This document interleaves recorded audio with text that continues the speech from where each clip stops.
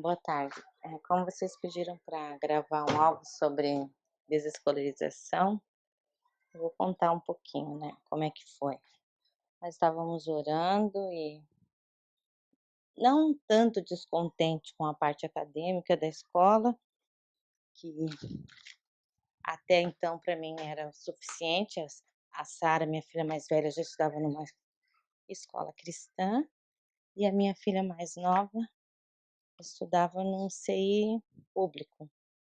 Mas as duas, no momento que eu e meu marido decidimos tirá-las da escola, não estava tendo problemas, mas com a mais velha, quando ela entrou no ensino fundamental 2, ela teve grandes problemas. Ela estudava naquela época num colégio público, e a professora na área de ciências trouxe a parte do corpo humano de uma forma muito mundana e nada biológica, nem da anatomia do corpo humano, das funções do sistema, mas levando totalmente para a sexualidade, uma sexualidade que despertou a curiosidade, que fazia as crianças conhecer as sensações do corpo. Então foi algo bem doloroso, um momento difícil para nós.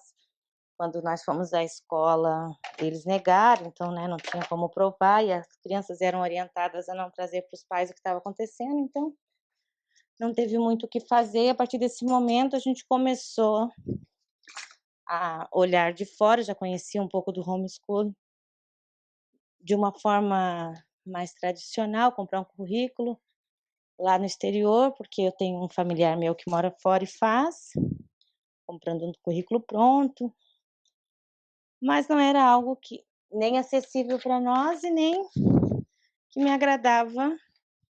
Mas aí, a partir desse momento, a gente começou a orar, considerar, e eu comecei a dar uma pesquisada sobre o que seria educação domiciliar, e passei um ano olhando de longe, orando. Quando me convenci, comecei a compartilhar com meu marido, e ele também começou a considerar. E quando nós decidimos tirar ela, né, não tínhamos muita preocupação com relação à questão do governo, porque a gente sabia que, de alguma forma, em algum momento, nós poderíamos sofrer algum tipo de problema por ser cristão, por amar a verdade, por não concordar e por sermos responsáveis pelos nossos filhos. Então era algo que não nos preocupava, mas mesmo assim, conhecendo outros pais pela internet, a NED, tudo isso foi nos dando um pouco mais de segurança para tomar essa decisão de tirar da escola. Eu tinha muita preocupação com a minha filha mais nova, apesar de todo mundo, se assustar, né, com um filho mais velho. Eu tinha muita preocupação com a mais nova, porque não era alfabetizada e eu não tenho nenhuma formação, tenho ensino médio incompleto, há mais quase 20 anos não estudo, então não estudava, né. Então era minha grande preocupação não conseguir, eh, dar essa base de fundamento, de alfabetização que ela precisa, que a mais velha já tinha. Então eu sabia que o Senhor, que é a minha fonte, que é a nossa fonte de sabedoria, nos instruiria naquilo que a gente precisava fazer e dar à minha filha. Ela é uma menina, então a nossa prioridade como pais é formar ela uma mulher piedosa, antes de uma formação acadêmica. Claro que eu sei a importância do conhecimento, reconhecemos, mas isso não é a nossa prioridade. A nossa prioridade é a formação dela como mulher, como filha de Deus, como cristã, com uma mente saudável, transformada, que não anda segundo este mundo. E eu sei que tinha sempre a segurança que o Senhor nos conduziria na questão de conteúdo que ela precisasse, né. O meu maior desafio foi a questão da minha filha mais nova, de eu não conseguir dar esse suporte. Mas aí a gente foi conhecendo, fui ouvindo falar de escolarização, não sabia muito como funcionava. Procurei conhecer uma família aqui em Joinville que tivesse filhos da mesma idade, passamos um tempo com eles, nos encontramos algumas vezes e foi bom compartilhar dessa experiência deles. E em julho do ano passado, nós tiramos a mais velha primeiro, por opção dela.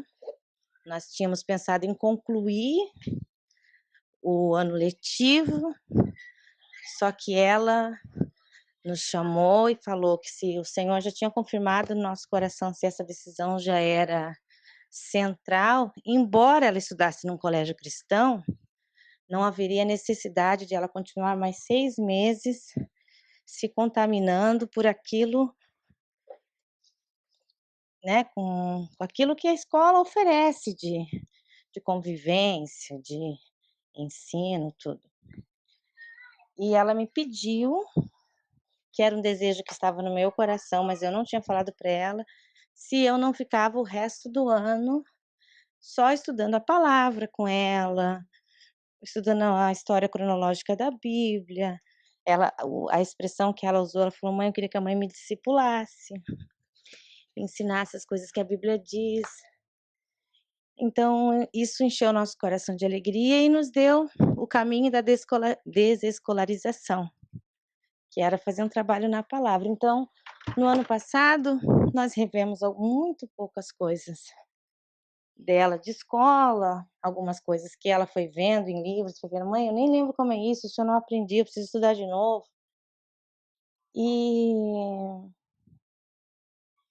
E fomos estudando a palavra, temas, assuntos, conforme a igreja, conforme o nosso coração ia inclinando, conforme as necessidades que ela foi apresentando. E esse tempo, né, que aí agora no início do ano eu iniciei com as 2, a minha mais nova iria para o primeiro ano, não foi, está aqui também.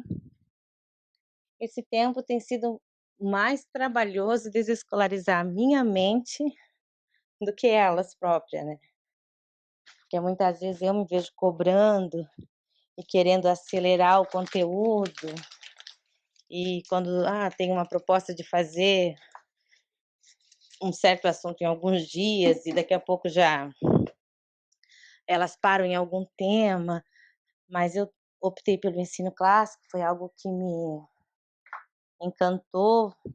Estou fazendo um curso, estou estudando sobre isso e tenho me esforçado para estudar, para ler mais, para voltar à prática da leitura. Sempre amei leitura, mas depois que ganhei filho tinha diminuído meu ritmo em muito, mas temos nos policiado para ler mais, para ter mais tempo de leitura em família. Então eu creio que esse primeiro ano tem sido, assim, de uma nova adaptação, de uma forma geral. Não tenho dado tanta ênfase aos conteúdos, porque a gente precisa de bastante ajuste nas rotinas familiares, tudo. E tenho me esforçado e orado para que o meu coração seja desescolarizado, que eu consiga perceber as áreas que elas mostram interesse, aproveitar.